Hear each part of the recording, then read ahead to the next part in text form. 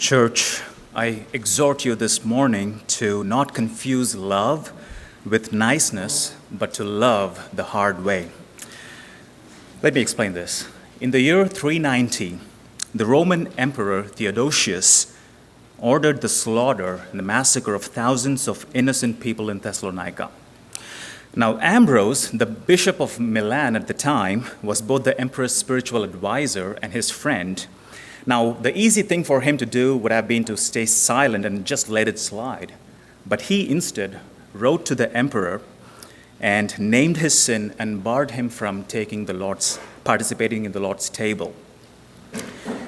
This led the most powerful man in the world to take off his royal robes and weep and turn back to God in repentance. We live in a world where love has been redefined as niceness. By niceness, I mean being pleasant and agreeable and never suggesting that somebody might be wrong about something. The Bible does not really use nice as a moral category the way modern English does. But God does not command us to be nice, and I'm not calling us to be acting like jerks all the time, but the closer biblical equivalents to niceness are kindness and gentleness and goodness and mercy and patience.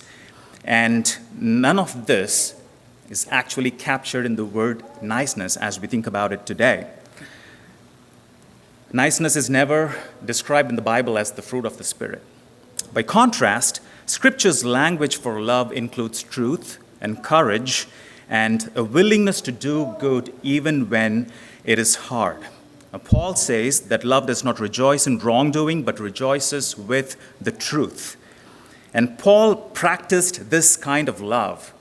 When Peter acted contrary to the gospel, out of fear for what certain men might think about him, Paul opposed him to his face in front of everyone. Was that a failure of love? It was quite the opposite. It would have been easy for Paul to keep the peace. It would have been nice to let it slide. In fact, Peter was an apostle, he was a friend, and he was a giant of the faith. But Paul loved Peter. Paul loved the church. And above all, Paul loved the gospel so much that it would be a failure on his part to stay silent and let the truth be trampled. Paul spoke forcefully, but he did not speak bitterly. Hard love is not harsh love. It is not cold, it is not self-righteous, it is not the fleeting satisfaction of putting somebody finally in their place. It is truth spoken with a love that is genuine and gentle and willing to pay a price. So reject the temptation to be pleasant and agreeable at the expense of genuine love and truth. There is a truth and difficult word you know you should speak to someone you love, and you have been swallowing it because speaking it is hard and silence feels like kindness, but it is not.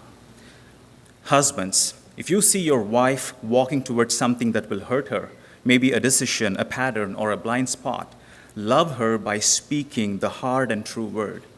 Parents, if you see sin and folly in your children, maybe they're throwing a tantrum in the public, love them enough to step in and correct them. And children, when your sibling or a friend does something wrong, ignoring or covering for them is not loyalty. If you are silent, you leave them in their sin. If you're an employee and there is something dishonest at work that everyone tolerates, don't look away, but call it out.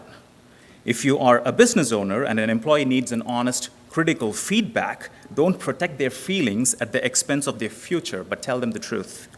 We can do this because at the cross, God loved us too much to leave us comfortable in our ruin and sin.